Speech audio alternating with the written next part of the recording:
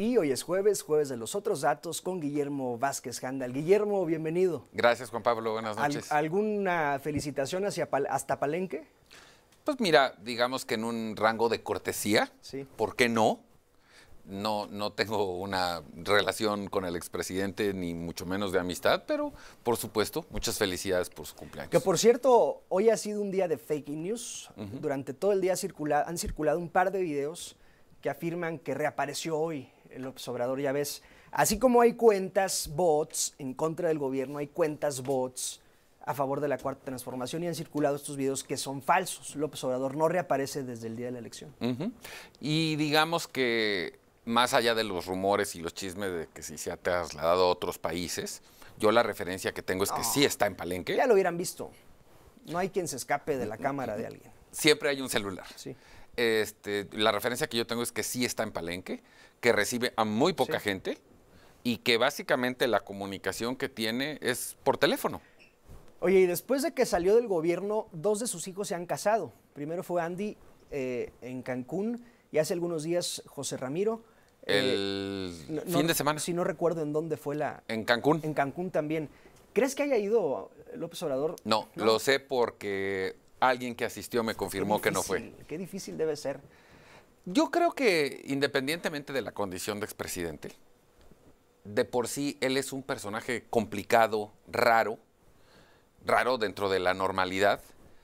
Nunca fue de fiestas, de celebraciones, y no me lo imaginaría, aunque se casara su hijo, que por cierto, ya tenía una relación muy estable con la que hoy es su esposa, de convivencia, vamos, tampoco fue... Sí, pues se armaron unos 15 años en Culiacán, ¿te acuerdas? El caso es que no me sorprende por la forma de ser de López Obrador que no haya ido. Aparte fue en un hotel de mucho lujo y pues ya ves que él no era muy afecto a ese tipo de manifestaciones. Ahora, pasado el año de gobierno de Claudia Sheinbaum, ¿qué hay del desmarque? Yo no sé qué tan complejo ha sido para otros presidentes desmarcarse del antecesor, a diferencia de este gobierno.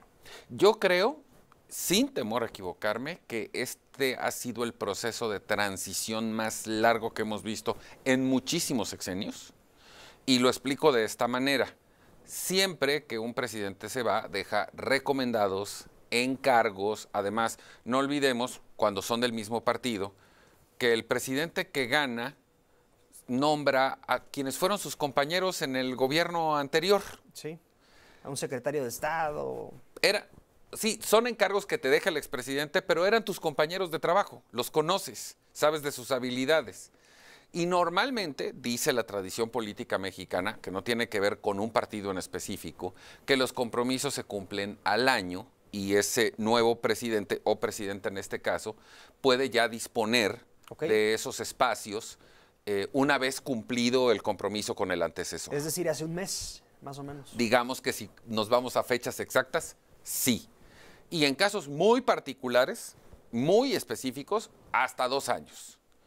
Normalmente, además, cuando viene una elección intermedia como la que vamos a tener en el 27, es cuando ese presidente ya empieza a mandar a las cámaras, a las gobernaturas, a sus allegados, en función de construir el proyecto sucesorio que vendrá después. Esta ha sido la más larga. Todos los encargos de López Obrador continúan en sus puestos. Y hay una dinámica al interior del gobierno en la que está muy señalado quién es claudista y quién es López Obradorista. Y además hay enormes referencias de que entre ellos se ponen el pie, se boicotean, lo cual afecta la administración pública. Y yo partiría de la base que Claudia Sheinbaum es la presidenta del gobierno, sin ninguna duda. Sí. Pero tengo mis dudas respecto a si es la líder absoluta del movimiento de la 4T y de Morena. Porque siempre se dice el primer priista, se decía. Sí, el primer claro. priista era el presidente.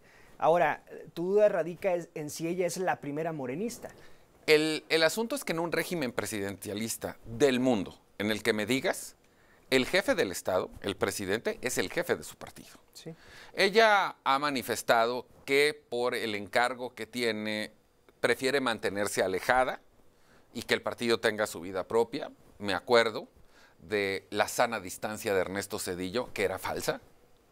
Era incluso a contracorriente, porque siendo presidente por el PRI, el que menos simpatía tenía con el PRI era Ernesto Zedillo.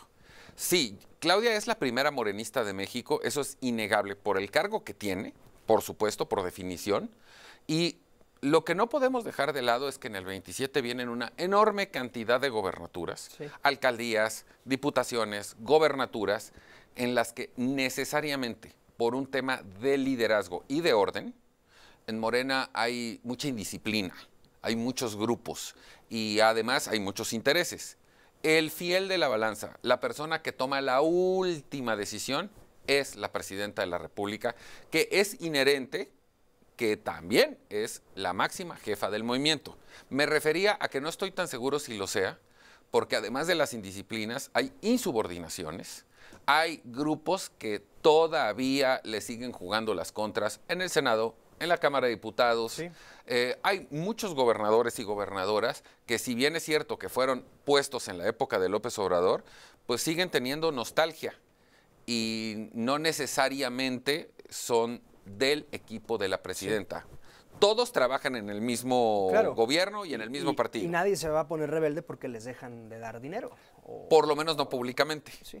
Pero sí hemos sabido, o apoyo, hay muchos casos. En este y en otros gobiernos. Sí, solamente que yo creo que en esta ocasión, por lo largo que ha sido el tiempo, el periodo de la transición, todavía hay desequilibrios y la figura de López Obrador sigue pesando tal vez más en el imaginario de ellos mismos que porque él se ponga a hacer llamadas o a pedir cosas. Decía hoy la presidenta que quizás ha sido más criticada en estos tiempos que en algún momento López Obrador. No, no lo veo así. La verdad es que tenemos ya desde hace 2 o 3 sexenios una autocompasión de los presidentes de decir que son los más criticados. Sí. Y por supuesto, si vamos a establecer comparaciones, yo te diría, de los últimos tiempos, nadie más criticado que Enrique Peña Nieto. ¿De plano? ¿Ni siquiera López Obrador? López Obrador se quiso agenciar esa etiqueta. Al final de sus sexenios sí tuvo una crítica muy severa, fundada. Yo hoy no veo que el nivel de crítica que tiene Claudia Sheinbaum se compare. Sí. Y además vamos a ponerlo así. Cada quien habla como le va en la fiesta. Por supuesto que hay grupos opositores que no simpatizan con la 4T, que eventualmente van a señalar y van a contrapuntear, pero no veo un escenario de crítica excesiva. ¿Quién es el más obradorista de los activos políticamente? Bueno, de acuerdo a las etiquetas, hoy quien trata, y además lo veo como un acto de defensa, de colgarse esa medalla, podría ser Adán Augusto López. Okay. Pero no sé si sea por un tema de lealtad o de operación política, más bien creo que es de protección.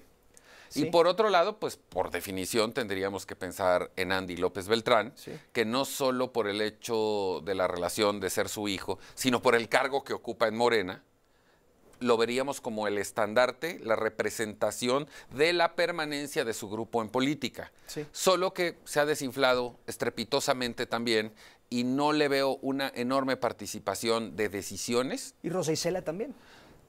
Sí, pero para mí ha sido una secretaria de Gobernación más testimonial que operativa. Normalmente es el brazo derecho operador y hoy lo vemos más con Omar García Harfuch que con ella, o Ebrard. Y eventualmente creo que ella también dejará el cargo para ir por una candidatura a un gobierno estatal. Ahora, Guillermo, ya para finalizar, ¿quién es el más claudista de todos? Hay muy identificados, por supuesto, sin lugar a dudas, el primer lugar lo tiene Omar García Harfuch. No olvidemos el nombre de Luz Helena González, secretaria de Energía, que por las funciones que ocupa no es muy publicitada, pero Luz Helena va a ser un personaje clave en lo que resta del sexenio y va a ser una jugadora en la sucesión presidencial.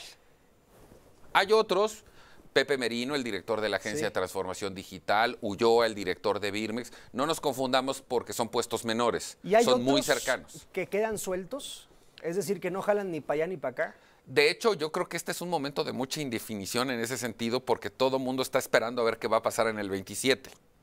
Y ahí es donde se marcan no solo las lealtades, se marca la ruta sucesoria al 2030. Sí. Creo creo, estoy convencido, que la presidenta se va a imponer en ese proceso y que a lo mejor después de eso la plática que tengamos al respecto ya será hablar más de claudismo que de López Obradorismo. Tendría que ser así. Gracias, A ti. Guillermo Vázquez. Nos vemos el próximo jueves.